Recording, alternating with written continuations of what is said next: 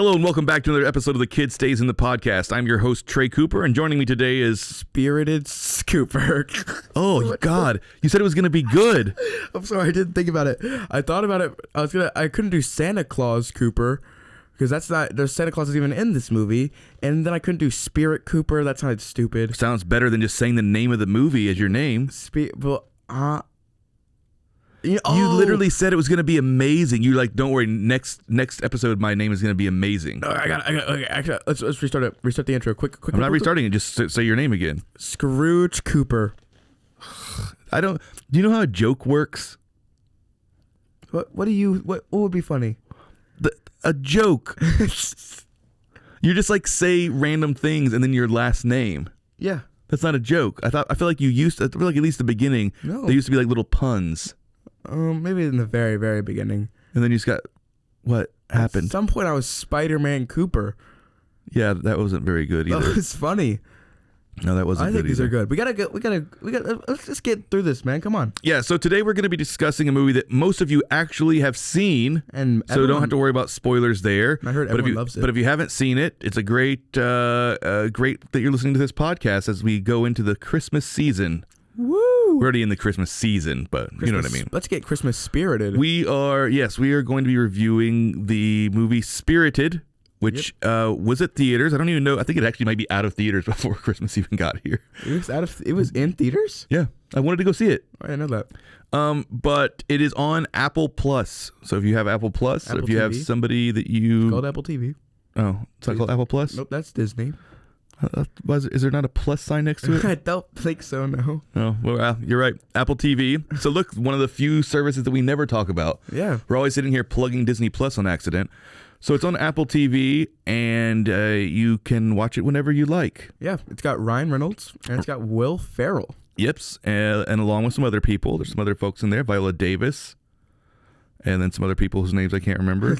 Tracy Lawrence is in it, but you don't ever see him. So, okay. Spirited, this has been a hugely popular movie. Everybody's been gushing about it all over the social meds. And also all over the theater community where we live. Yes, and it got okay reviews. It didn't get like the worst reviews at all. I think it sits like a 65 on Meta, something like that. Really? But everybody said kind of like what I was saying in last week's episode, or the upcoming week's episode, depending on when they air. And our discussion of Avatar, what a lot of people said, even the people that gave it a bad review, is that it's like a puppy that's so desperate for love. They actually used the analogy of a puppy, just without the kissing. Yes, that was horrible. But like a puppy that's just so desperate for you to love it and whatever that you can't be that mad when it pees on the carpet a couple of times. You know what I mean? And it does have a lot of just, we're gonna get together and put on a show. Yeah, you know what I mean. Like a lot of it has a weird kind of community theater vibe to it. You know what I mean? Yeah. Just with a lot of money. Yeah. You know, if theater kids were rich. Yes, exactly. So they didn't have to go through all the Broadway things of like making sure that they had a tight plot or a coherent message. Okay. The songs are fun while you're listening to them, but I just watched the movie last night, and I couldn't hum you a single one of them. That's the view from here. Yep, there you go. I mean, you got the lyrics right, but I don't think that's how the song goes. That's exactly what it goes. I think I nailed it. From here. That's how it goes. So look, this is a silly movie. It's a fun take on A Christmas Carol. Solomon and I just did a weekend run of A Christmas Carol with the Brazos Theater, so it's fresh on our mind. Yeah. I love A Christmas Carol. There is almost no adaptation of it that I don't like. I watch almost every single one when they come out. Muppets, Disney with Scrooge McDuck. Yeah, Disney Scrooge McDuck, Disney with Jim Carrey. Was that Disney that did that Jim Carrey one?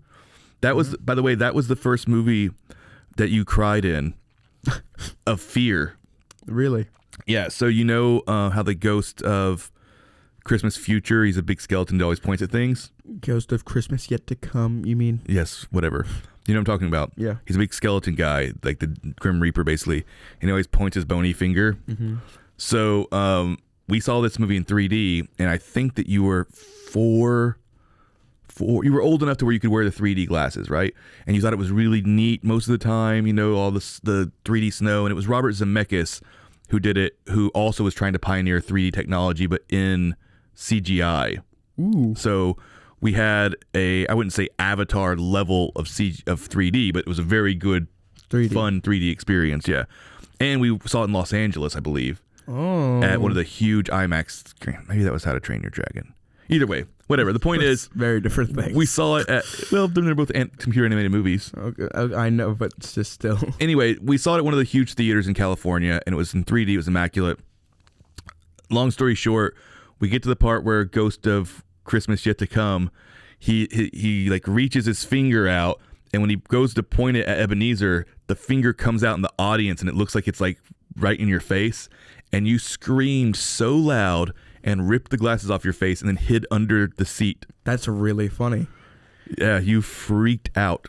I didn't like it. All right, Dad. Would you like it if a big skeleton pointed in your face? I loved it, actually. Okay. In real life? Yes, in real life, I would love it even more. Okay. Okay. So let's get back to this movie. Why don't you, and this actually, boy, will this not be easy, fun for you to give a plot synopsis of, because this movie is all over the place in what it does with the Christmas Carol. But why don't you try and give us a general idea of what a tour? Yeah, of what the premise of the movie is. Maybe you can ask for a synopsis of the plot. What's the little twist that they're putting on the Christmas Carol here? Also, I remember one of the songs, and the Good Afternoon song. I can sing that to you. Well, you can sing us out with it. Basically, Ghost of Christmas Present. All the ghosts have a big place. All the ghosts have a big place. They are like a company almost, it's a business. It's not.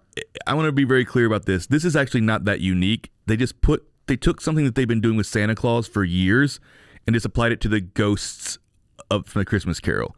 So just for what Solomon's saying, just imagine exactly how they did Santa Claus's workshop in all the Santa Claus movies, right? Where it's a giant production and they work like a factory, or like they did in that other animated movie. What was the one with the Santa Claus kid? His older brother's supposed to take over, but then he takes over, and him and his grandpa, blah, blah, blah, blah, blah. I have no idea. Oh my God, you've seen it. It's an animated movie, a CGI animated movie. It's called like Tim Christmas or something. Okay. His dad's going to retire. His brother wants to make it more like Amazon. He wants to keep the spirit of Christmas, but he's not very good at it. Then him and his really old grandpa team up to go help save his brother. His brother, instead of having a sleigh, builds like a spaceship that's going to go deliver all the presents. Bro, I have no idea what it is. I'm actually getting irate that you can't think what the movie. I just gave you every detail that you needed to know. You should know what it is. All right, you keep telling the movie. But anyway, it's the exact same concept of all of these movies have been doing about showing Santa Claus's workshop as more like an industry. And not like... And they just applied it to the ghosts, the spirits of the Christmas Carol. So anyway, go ahead. So yeah, basically, they find a person who they're gonna haunt. Is what they do. Is that they haunt these people. But right. But Ghost of Christmas Present doesn't want to haunt this person. He finds Ryan Reynolds, who's basically like an advertiser, who does a bunch of scummy things to make sure whoever his client is wins whatever it needs to win, whether it's like a senator or it's Christmas trees. This is getting into the plot though. I want to describe what the twist is they're doing on the Christmas Carol only. We'll get into the plot. Don't worry who Ryan Reynolds' character is. So, I don't know. Okay. Ghost of Christmas Present is trying to haunt Ryan Reynolds, but he's trying to run away from the haunting, and then he's basically Christmas presenting, or he's basically Ryan Reynolds is haunting. This Will is so Ferrell. bad. This is much worse than I thought it was going to be. I know you made it. You put rules on it, and now it's harder. By the way, it's Arthur Christmas, and you've seen it 100. I have no idea what that is. You've seen it 100 times. God, on my life. You own it. First of all, and you've seen it a million times. I don't even know what it is. You've seen it a bazillion times. I've never seen it once. This is so annoying. I don't even know what it is. That didn't help. Arthur Christmas. Okay. Look at all the designs. Look at the old man Santa Claus on the far right, like crazy. Yes, and I have not seen that movie. You are so wrong. We saw it at the movie theater, and we own it. Okay. If you can find me the DVD when we get home, or the Blu-ray. I'm sure I threw it away by now. Exactly, because we don't ever had it, and you're lying. So, basically... I'm going to make you do a phone a friend in the middle of this podcast and call your mom. Ryan Reynolds is basically reverse haunting the ghosts. Yes. And is trying to teach him that what his philosophy is. So yeah, that's what happens. That's the twist. That's the philosophy. That's the difference. Yeah. So yeah, the biggest twist is that essentially, Ryan Williams is not really trying to help him. He's just kind of a con man. Yeah, he's trying to get out of what he is. Yeah, he doesn't want to have to like face his demons. And then an even bigger twist that comes about halfway through the movie is that that the Ghost of Christmas Present used to be Ebenezer Scrooge, and then after he died, he becomes the Ghost of Christmas Present himself, and now he helps people. Yeah. So look, like Solomon was saying, Ryan Reynolds is basically a PR guy, right? Who helps do negative spin. His whole thing is focused on creating hate and fear. Yeah. Because he believes that's the most powerful. Make sure they love you, but make sure they love their enemy less. Yes. Ryan Reynolds is always fun to watch. Obviously, Will Ferrell is. The songs are jaunty and bouncy. Ryan Reynolds actually is a really pretty great actor, in my opinion.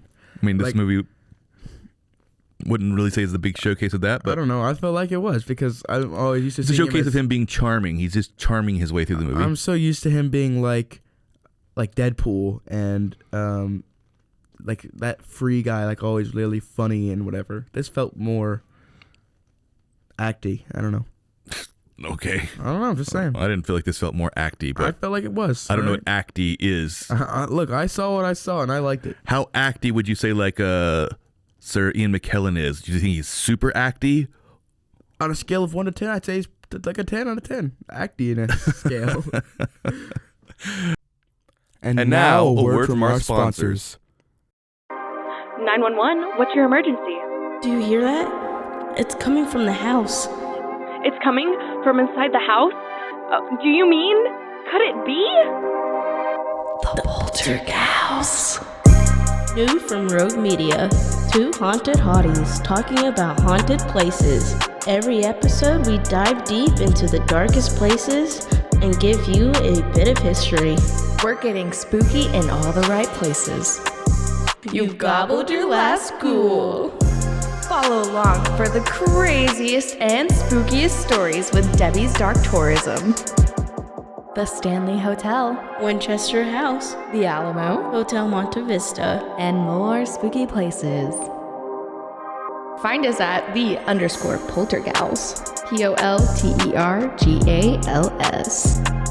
Look over your shoulder. It's us, the Poltergals. Wherever you consume the podcast, you can find us there.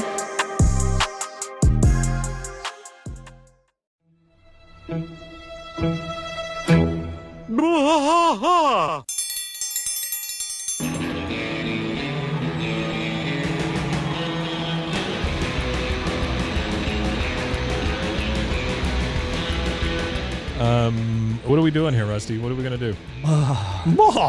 Yep, we're doing the King of the Hill Rewatch Podcast. King of the Hill Rewatch Podcast. Yeah, so we're going to go through one episode at a time. Come along for the ride with us. Come check it out. And give me a good like Dale Gribble quote to go out on. Wingo! Yeah, Wingo. Wingo. All right, well, join us for the King of the Hill Rewatch Podcast. Deep in the heart of Texas, that drinks his brew and he spits his chew. Deep in the heart of Texas, the TV blares but no one cares. Deep in the heart of Texas, here we go.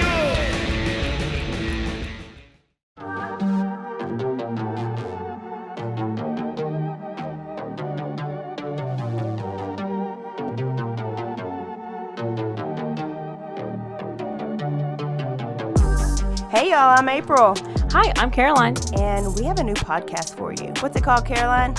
Bloody Happy Hour. It's going to be your new favorite guilty pleasure. We're going to talk about some bloody stuff. Serial killers. True crime. Rapists. Why not join us? We'll have a good time. You literally never know. I don't know what I'm going to say. Bloody Happy Hour. Apple Podcasts, Spotify, or wherever you listen to podcasts. Well, I'm gonna dive in. So again, this is a hard movie to not at least like, but I do have some huge issues with this movie. I don't know if you're gonna agree with them or not. We've talked about some of them before.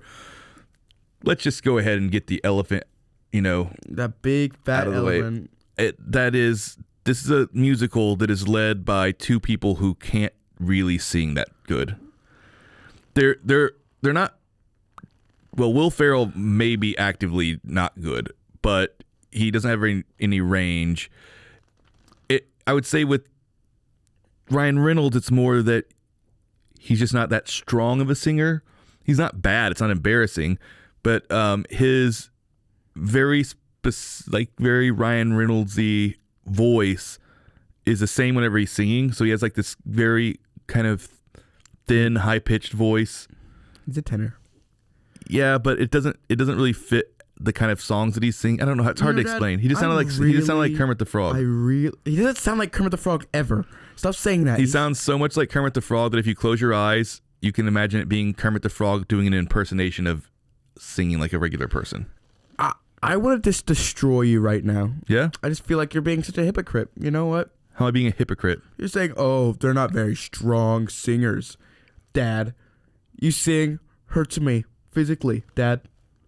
I'm not a professional singer, nor have I ever claimed to be, and I'm not leading a huge blockbuster movie that's playing at the movie theater. Look, man, you want to go sing in front of millions of people in America at movie theater screens, then you can prepare to be criticized. And I'm sorry, they're not very strong singers. They're not horrible singers. I didn't say they were horrible singers. They're not that. Okay, you're saying they're not very strong. Say the real words. Are they bad? Are they okay? Or are they good? I'd say Ryan Reynolds is fine. And Will Ferrell isn't good. Wow. He again. They were able to polish off some of the rougher parts of his voice. I've seen him in a bunch of music. I've seen him in another musical. Not a bunch. I've seen him in Elf. Eurovision. Elf. Does he sing songs in that? I don't know. I think he sings maybe once. So I've seen him sing before, and like that's kind of part of his charm is that he's not that good at singing. Part of his charm. But he's confident, so he sings loudly. That's helpful. But his range is just so limited. There's just so little they can do with him. Okay. And then Ryan Reynolds is fine. He also doesn't have a ton of range, but he can hit the notes for the most parts that are asked of him. Oh, but he has a really thin, reedy voice. Trust me, none of them are as bad as like Pierce Brosnan in Mamma Mia or Hugh Jackman in Les Mis. I mean, there's a long history of non-singers thinking they can sing good enough to do a musical, and sometimes the acting compensates for it, and that's fine. And in this case, I think it absolutely does. It's very charming, but I think that we just get out of the way. This is a musical led by two non-classically trained singers. I feel like Ryan Reynolds is really good. Do you think he's gonna be leading a Broadway show anytime soon? Possible. Oh, you think so? Yeah. Do you think he's going to be leading a Broadway musical sometime soon? Isn't Hugh Jackman in the near doing future? one? Hugh Jackman is a trained singer and dancer. You said he was not very good in Les Mis. No. Oh, sorry. Did I say Hugh Jackman? Yes. I apologize, Hugh Jackman. Did not mean you. I actually meant the guy. Who's that guy who everybody kept saying I looked like whenever I was younger? Oh my God. That sounds like something I would know. Someone that you looked like when I was younger. You were around. It wasn't like you. I cannot think. Russell Crowe. Russell Crowe singing in Les Mis. Sorry, Hugh Jackman. This Hugh Jackman also. So who are you? I don't feel like you have no credibility. I said Hugh Jackman and I meant Russell Crowe. Okay, all right. I don't know how it makes me not have any credibility. Just said Hugh Jackman is a horrible singer. All I know is that you just said that Ryan Reynolds is going to be leading a Broadway musical anytime soon because that's how good of a singer he is, and you're an imbecile. It's definitely a possibility. Wouldn't be surprised. I mean, honestly, in this day and age, you're probably right. What do you mean? But it won't be because of his skills. Anyway, let's go. Like, what did you think about this movie? You know what I mean? Like, it's a silly movie. It's remixing Christmas Carol. What did you think? I had a really fun time, honestly. I had a fun time. Music, I probably listen to the music on Spotify maybe soon when I'm playing a video game, relaxing to it. Like, really fun, poppy little songs. And also, I think it's really funny how much they talk about how hot Ryan Reynolds is, because that's what everyone does. Everyone talks about how hot Ryan Reynolds is. Dad, why are you rolling your eyes? It's just kind of cringy that a movie that he obviously like helped produce and whatever. It's all like, he didn't yeah, produce it. Will Ferrell did. Let's have him on. I think a really funny joke would be how hot I am the whole time. Yeah, it was really funny. Ghosts of Christmas Past. They go into the hay. Oh my gosh. This is a family Christmas podcast. Family Christmas podcast. That's why I made it very family, is what I said. But yeah, just a good, fun time. Ghost of Christmas Present, like falling in love. It's just a really cute story, and it's got some. It did a good job at what it is. A fun Christmas musical. Yeah, I think that's right. I think it does a good job of being that. I think that it would have moved up into, I don't know if it would have ever moved up into classic territory, but it would have moved up into one that I want to watch, make sure I watch every year, if the movie was not just trying to be a little bit overly clever. Like, it also is kind of, it dated itself quickly. What do you mean? It talked about like Gen Z and like okay boomer and whatever, and all kind of like you couldn't watch that in 50 years. Yeah, and it's all a lot of TikTok and Twitter references. Yeah, so it was quite dated anyways. Yeah, and I think it's directed by the guy who did like Daddy's Home or something. Like it's not this guy's not what? Sorry, I thought that was really funny. Why? Have you seen that movie? Not in a long time. Not since I was in daycare. You watched Daddy's Home in daycare. No, you didn't. That's a movie for adults. Oh, I watched something like that. Did you watch Daddy Daycare? Maybe. That actually might have been it, honestly. I think it's called Daddy's Home. Pretty sure that's what it is. It's the one with Will Ferrell and Mark Wahlberg. Oh, maybe I didn't watch that then. You've seen it, but you didn't see it at daycare. No, I watched Daddy Daycare then.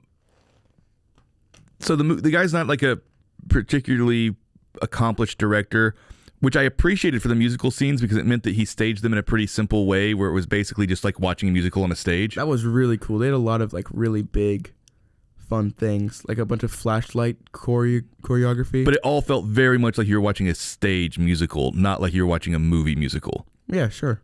Yeah, I like that. I didn't have a problem with that either. It was fine. Actually, like I said, I like that. And I like the fact that the director's, let's say, lack of experience in this milieu maybe helped us out a little bit. But where it didn't help us out is that this movie has an incredibly, in my opinion being hardcore facts, and I'm not actually going to say in my opinion, this movie has an incredibly messy and muddled middle. Oh, like plot-wise or just in general? Plot-wise, message-wise, I think that it gets way too over clever once they decide to introduce. There was no reason to introduce the idea that the Ghost of Christmas Present was Ebenezer Scrooge. There actually was no reason to introduce it at all. But it was fun because he's. But it was fun. But then it made the whole exactly. Then it made the whole message more confusing because then he was like saying that he was an unredeemable person, but then he got redeemed. But now he's afraid that what if he goes back to Earth and he turns back into being unredeemable again after 200 years of doing good? I think the message was really confusing, but I feel like the plot made a lot of sense to me. I'm not saying you couldn't put if it's like a dot to dot, right? You could make it to where you go from 1 to 2 and 2 to 3 and all the dots line up together, right? That doesn't mean that at the end of the day you have something very muddled and messy. This is a Christmas movie for families. It should have had a very clean. You don't take something as classic and clean as the Christmas Carol and then think you're going to do a twist on it and then actually make it more convoluted and messed up and messy. It just by the end of it, I was just like, I wish they would have just done a Christmas Carol then, just to do another riff on the Christmas Carol. You guys didn't add anything to it at all, story plot wise. Like you're saying, I understood the plot. Yeah, I understood the plot. Yeah, sure, I understood the plot too. And I feel like it was a dot to dot. I felt like it looked like an elephant at the end of it. I feel like I saw a big giraffe or whatever I was trying to create with the dots. But you don't think that the plot was muddled and messy? Run us through the middle of the plot of the movie then. What? Run us through the middle of this movie. Well, no, I'm not good at plot synopses. There's not a plot synopsis. Just run us through this very clean, clear cut, not messy, not muddled plot. Just run us through the middle part of this movie. Okay. Basically, Ryan Reynolds starts to face his fears. Oh shoot. I just don't know where the middle and the end is. Exactly. The beginning is. Mm-hmm. That's not because it's a muddle. That's just how.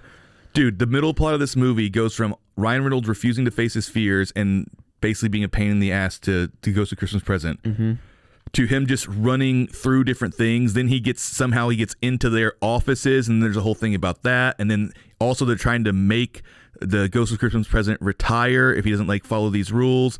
And then we find out that he goes going to go completely off script so that he can go show Ryan Reynolds that he was really Ebenezer Scrooge back in time. Because he was unredeemable, and they're both unredeemable, and that shows that maybe if he understood that even an unredeemable can get redeemed, because he had to show them that. Otherwise, because he fell into the... Except for then we find out that the Ghost of Christmas Present is now feeling like maybe he isn't redeemable at all, but for no reason that has anything to do with Ryan Reynolds. He just has always felt like maybe he's not really redeemable, and he didn't never get redeemed. So now Ryan Reynolds is trying to convince him that he should be redeemed while not being redeemed himself and not making any changes to his life. That helps him get redeemed. It is the most overly complicated, so thinks it's clever plot. I actually just got irate thinking about how annoyed I was. I'm gonna watch this movie tomorrow. I'm gonna watch it today. I'm gonna watch it every day because I love it so much, and I'm gonna do another podcast on it by myself. Talk about how much I love this movie. Anyway, look, I had a great time. I had a fun time watching the movie. It did start getting really irritating when you couldn't figure out what the message was supposed to be, and then how much they kept adding little twists and turns that didn't need to be there. But I will say my score is not going to reflect this, but I did have a really good time watching it. I was really glad I watched it. Certainly if somebody turned it on, I'll sit there and I'll enjoy my way through the songs. It's a little bit too long, though. It's over 2 hours. It didn't feel long. For a movie like that. But we're over time now. We wanted to keep this short so you get back to your family and those that are important to you this holiday season. Oh, boy. So I'm going to give this movie a 5. Wow. 5 unwrapped Christmas presents. I'm going to give out of 10, not out of 5. Oh, dang. I was excited. You thought I was giving it a 5 out of 5? No, I genuinely... Yeah, 5 out of 10. I'm going to give this 83 out of 200? Out of 200? No, I'm going to give it 83 out of 100. Unredeemable packages.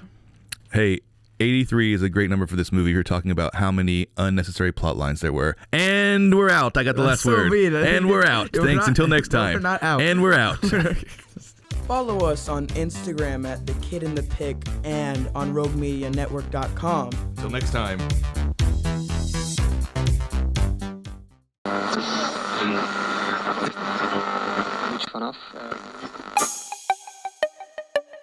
This has been a Rogue Media podcast.